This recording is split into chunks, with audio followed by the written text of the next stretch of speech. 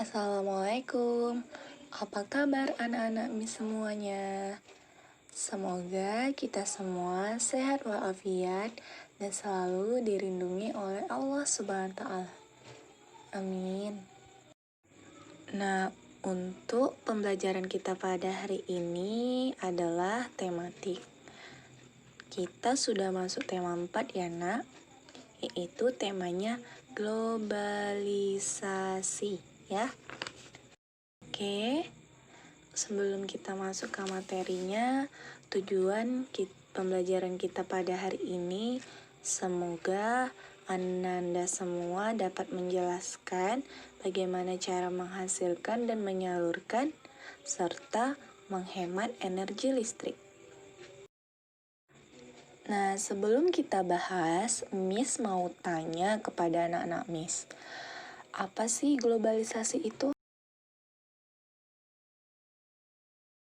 Globalisasi ini dapat dimaknai sebagai sebuah proses mendunia, di mana seluruh bangsa dan negara di muka bumi ini semakin terhubung satu dengan yang lain, seakan tidak akan terpisah lagi oleh batas wilayahnya.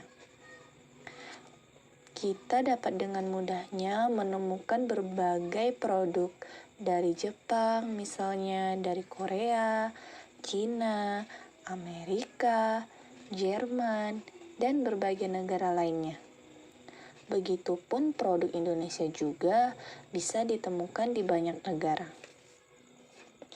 Kita juga dengan mudah menyaksikan siaran langsung dari berbagai belahan dunia melalui tayangan televisi ya.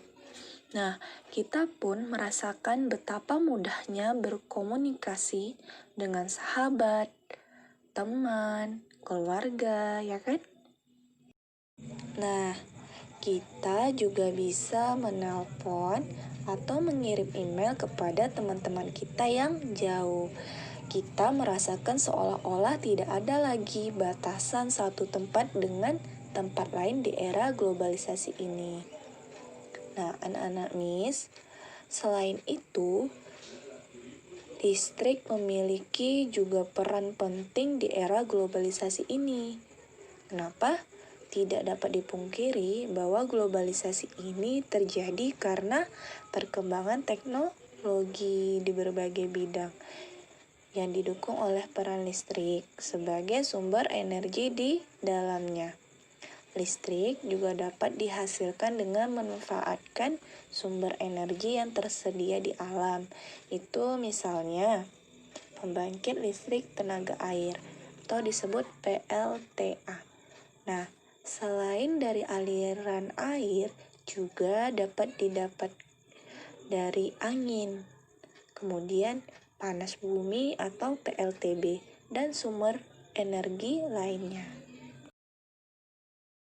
Kita masuk materi kita yaitu penyaluran energi listrik. Nah, anak-anak Miss, selama ini kita sering menikmati energi listrik kan? Bahkan kita tidak bisa lepas dari energi listrik tersebut.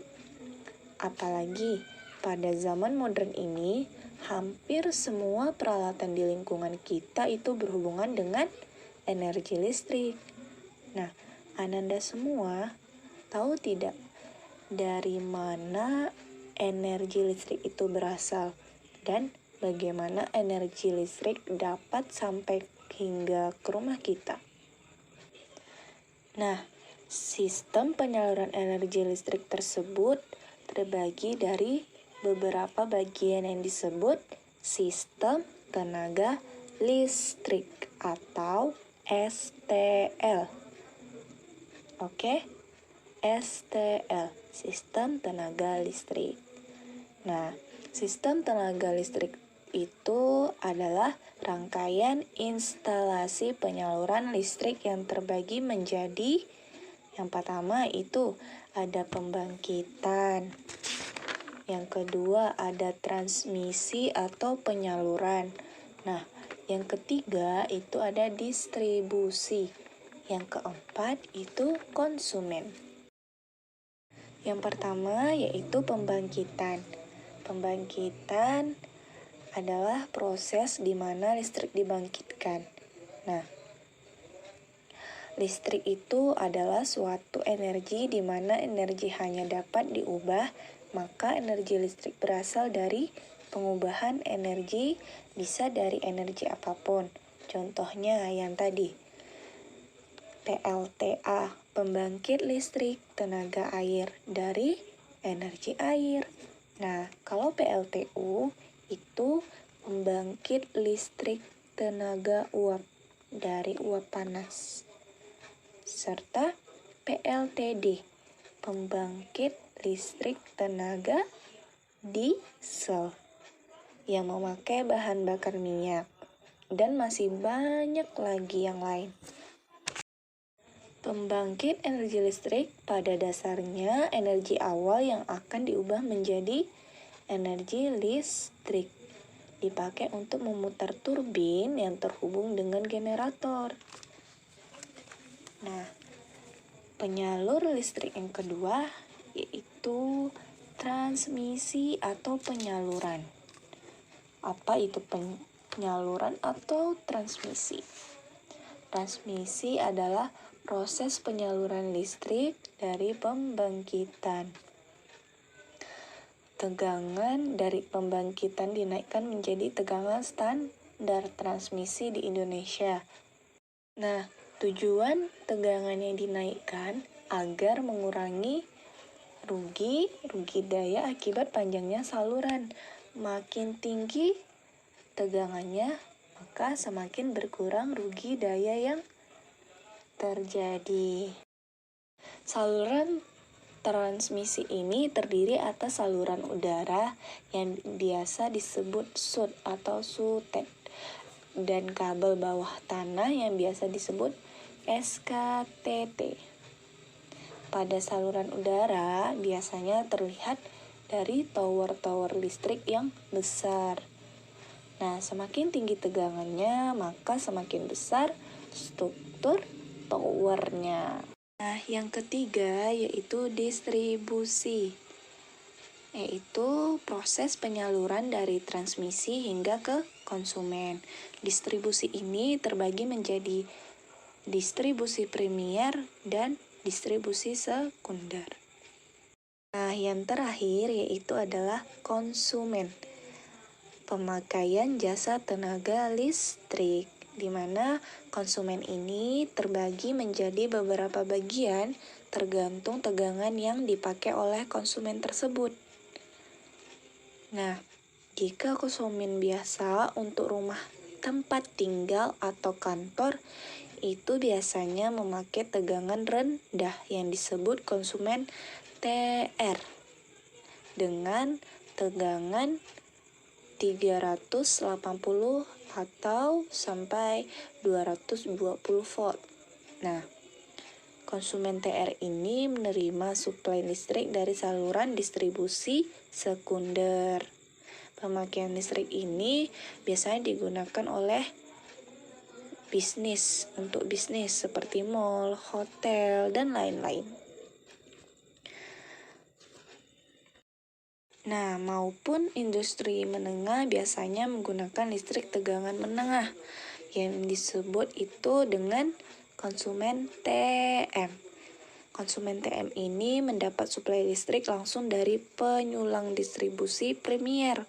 Nah, tadi konsumen TR itu mendapat distribusi dari saluran sekunder. Nah, kalau konsumen TM ini dia mendapat distribusi dari premier, penyulang distribusi premier. Nah, biasanya konsumen distribusi besar seperti pabrik semen, dan lain-lain yang membutuhkan daya listrik besar, biasanya berlangganan listrik tegangan tinggi yang disebut konsumen TT. Ingat ya, konsumen TT. Suplai listrik biasanya langsung didapatkan dari saluran transmisi tegangan yang tinggi.